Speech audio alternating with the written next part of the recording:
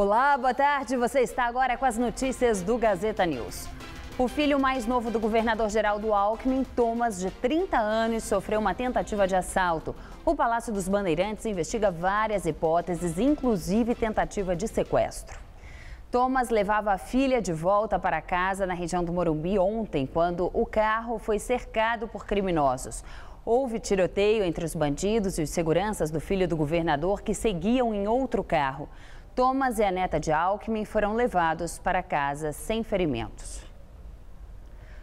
O filho do governador já havia sido vítima de outra tentativa de assalto em 2002. Thomas estava com a namorada em um carro quando foi abordado pelos bandidos.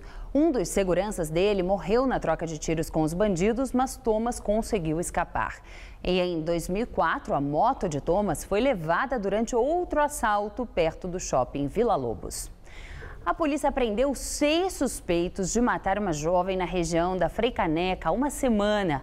Segundo a polícia, eles faziam parte de uma quadrilha que roubava e agredia homossexuais. Imagens de uma câmera de segurança ajudaram a encontrar os criminosos. As imagens mostram Bruno Borges de Oliveira, de 18 anos, caminhando com 2 amigos na rua Herculano de Freitas. Em seguida aparecem os assassinos. Os colegas conseguem fugir, mas Bruno fica para trás e é atacado. Ele morreu ao ser agredido com socos, chutes e golpes desferidos com skate. Os 6 agressores, 2 deles menores de idade, também levaram o celular da vítima, o par de tênis e um bilhete único. Segundo a polícia, os alvos do grupo eram, em sua maioria, homossexuais. Os jovens admitiram um crime e, segundo a polícia, eles confessaram outro ataque cerca de 90 minutos antes da morte de Bruno. A vítima, que morava em Osasco, na Grande São Paulo, havia acabado de conseguir um emprego e passar no vestibular. Mais um ataque a ônibus em São Paulo. Na madrugada de ontem, 4 homens pararam um veículo em Cidade Ademar, na Zona Sul. O grupo pediu para o motorista, o cobrador e os passageiros descerem e atearam fogo. Ninguém ficou ferido. Os bandidos fugiram. O último balanço da SP Trans aponta que 35 ônibus foram incendiados na capital paulista desde o começo do ano. Um levantamento da Segurança Pública mostra que a cada 5 veículos roubados, 2 são recuperados em São Paulo. Segundo as estatísticas da Secretaria da Segurança Pública de São Paulo, no ano passado, 99.206 veículos foram roubados ou furtados na cidade, o maior índice desde 2005.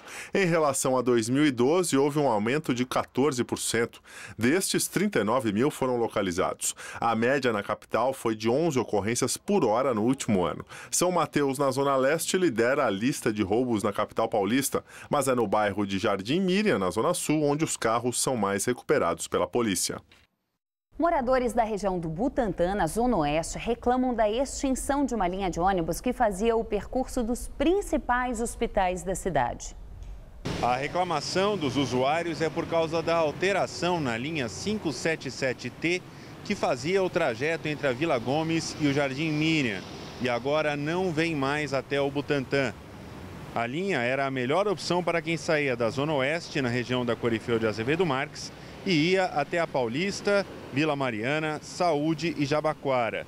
No trajeto existem muitos hospitais e essa é uma das principais queixas dos usuários. Muitos são pacientes, boa parte deles idosos, que usavam a linha e agora precisam pegar até 3 conduções para chegar aos centros médicos. Além disso, há muita reclamação porque as linhas disponíveis, as alternativas disponíveis, são ônibus que demoram muito a passar e vêm sempre muito lotados. A SP Trans divulgou uma nota dizendo que, em atenção à reclamação dos usuários, vai reavaliar as alternativas possíveis. A cidade registra neste momento 47 quilômetros de vias congestionadas.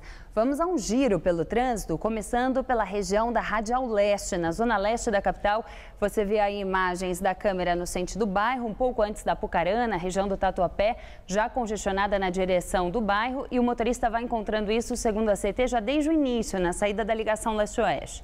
Agora, Avenida Interlagos, na Zona Sul, perto da região do shopping. O motorista vai encontrar o trânsito também já com lentidão no sentido do bairro. Avenida Eusébio Matoso, agora na Zona Oeste. Esta câmera está em frente ao Shopping Eldorado e o movimento é muito maior para quem vai na direção da Francisco Morato, da Ponte Eusébio Matoso, do que no sentido contrário. E a Rebouças está com problemas nas duas direções, segundo a CET. Avenida 9 de Julho, agora, na região ali já próximo do Itaim, um pouco antes da Groenlândia, para quem vai no sentido da Marginal. A Alameda Casa Branca também é um bom caminho agora. Avenida 9 de Julho vai bem, não há complicações neste trecho. Brigadeiro Luiz Antônio, lá no centro da cidade, perto já da região da Maria Paula, aproximação da Sé. O motorista vai encontrar apenas movimento intenso ali no cruzamento. Para quem vem da Maria Paula, o trânsito bastante carregado, mas não chega a ser aí um grande transtorno. Vale lembrar que mais cedo, no começo da tarde, houve um atropelamento fatal na Brigadeiro, lá perto da José Maria Lisboa, trecho dos Jardins. Ainda há ocupação da pista por ali. Caiu ainda mais o nível do sistema Cantareira, que abastece 8 milhões de moradores da Grande São Paulo. Agora, a capacidade do reservatório está em 21%, a pior situação dos últimos 10 anos. Segundo a CET, o cenário é preocupante. A Sabesp, o cenário é preocupante. A empresa anunciou no sábado desconto de até 30% na conta para quem economizar água. O desconto vale a partir da fatura com vencimento em março. E em Brasília, o ministro de Minas e Energia, Edson Lobão, disse que o risco de faltar energia no país por causa da falta de chuva é zero. Lobão disse que a situação neste ano é melhor do que a do ano passado, quando a falta de chuva também fez os níveis caírem aos mais baixos níveis em anos. O mês de fevereiro mal começou e o verão dos paulistanos continua batendo recordes. O último sábado foi o mais quente para o mês dos últimos 71 anos, com máxima de 35,8 graus. Já esta madrugada foi a mais quente para o mês de fevereiro dos últimos 16 anos. A temperatura mínima foi de 24,6 graus. A sensação térmica acima do normal foi agravada também pelo aumento das nuvens, que impediram a dissipação do calor. A tendência, segundo os meteorologistas, é que as próximas noites também sejam quentes. Vamos ver em detalhes a previsão para o estado de São Paulo com Luciana Magalhães.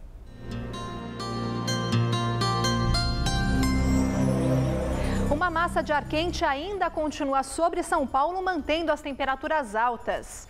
O sol brilha forte em todo o estado, mas a boa notícia é que a nebulosidade aumenta, assim como a umidade do ar. Por conta disso, podem ocorrer pancadas de chuva. Só não deve chover no norte paulista, onde a máxima chega aos 35 graus em São José do Rio Preto. Na faixa leste, máxima de 34 em Santos e também em Caraguatatuba. Nos próximos 3 dias aqui na capital paulista, o tempo não muda muito. O calor pode provocar pancadas rápidas isoladas de chuva. As máximas podem chegar aos 34 graus. Daqui a pouco eu volto com mais informações sobre o tempo no Jornal da Gazeta. Até lá! A polícia decretou a prisão preventiva de Daniel Coutinho, filho do cineasta Eduardo Coutinho. Ele confessou que matou o pai, agrediu a mãe e tentou se matar com uma faca. Daniel, que sofre de esquizofrenia, está internado sob custódia da polícia. A mãe, Maria das Dores Coutinho, está na UTI em estado grave. O corpo de Eduardo Coutinho foi enterrado hoje no cemitério São João Batista, no Rio de Janeiro. Eduardo Coutinho, de 80 anos, foi encontrado morto a facadas em sua casa na manhã deste domingo. O principal suspeito pelo crime é o filho do casal, Daniel Coutinho, que tentou suicídio após os ataques. Ele tem esquizofrenia e teria sofrido um surto. O filho do cineasta também desferiu golpes contra a mãe. Coutinho é considerado um dos maiores documentaristas do Brasil. Entre seus principais filmes estão Edifício Master, Jogo de Cena e Cabra Marcado para Morrer.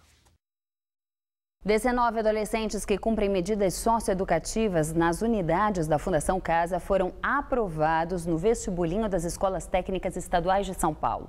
Eles farão cursos técnicos profissionalizantes em 10 áreas diferentes. Ao todo, 350 mil jovens disputaram 88.700 vagas nos cursos das escolas técnicas estaduais de São Paulo. 19 desses candidatos são internos de uma das 149 unidades da Fundação Casa do Estado. Aqui na unidade de Ferraz de Vasconcelos, 3 jovens fizeram o exame no mês passado. Os 3 foram aprovados no curso técnico de administração e as aulas já começaram no último fim de semana. Eles estudam todos os sábados em uma ETEC das 7 da manhã ao meio-dia e complementam os estudos via internet aqui mesmo na Fundação. As empresas do setor de telecomunicações lideram o ranking de reclamações do Procon de São Paulo. As companhias de telefonia e TV por assinatura ultrapassaram as empresas do setor financeiro e estiveram no topo dos atendimentos feitos pelo Procon de São Paulo em 2013. O setor de telecom registrou mais de 75 mil queixas no ano passado. Já as instituições financeiras computaram quase 67 mil reclamações. O Grupo Vivo Telefônica está no topo da lista, posição ocupada antes pelo Grupo Itaú, que foi para o segundo lugar. A lista divulgada hoje inclui todas as demandas recebidas pelo Procon no ano passado. Grande parte delas é solucionada ainda na fase inicial do atendimento. O Tribunal de Justiça de São Paulo determina a quebra do sigilo bancário, financeiro e fiscal de Luiz Alexandre Cardoso de Magalhães, acusado de fazer parte do grupo que desviava parte do ISS da Prefeitura. A medida tem como objetivo investigar a evolução do patrimônio do fiscal. Já o subsecretário da Receita Federal, Douglas Amato, deixou o cargo de confiança que exercia na Prefeitura de São Paulo. Ele, que é servidor de carreira, havia sido citado como um dos integrantes da máfia composta pelos fiscais. Tomaram posse hoje os 4 novos ministros do governo Dilma Rousseff. A cerimônia ocorreu no Palácio do Planalto e oficializou a primeira etapa da reforma ministerial. O ex-ministro da Educação, Aloysio Mercadante, tomou posse na chefia da Casa Civil. Já o secretário executivo do Ministério da Educação, José Henrique Paim, foi promovido ao comando da pasta. O médico Arthur Quioro assumiu o Ministério da Saúde no lugar de Alexandre Padilha, que deixou o cargo para uma provável candidatura ao governo de São Paulo.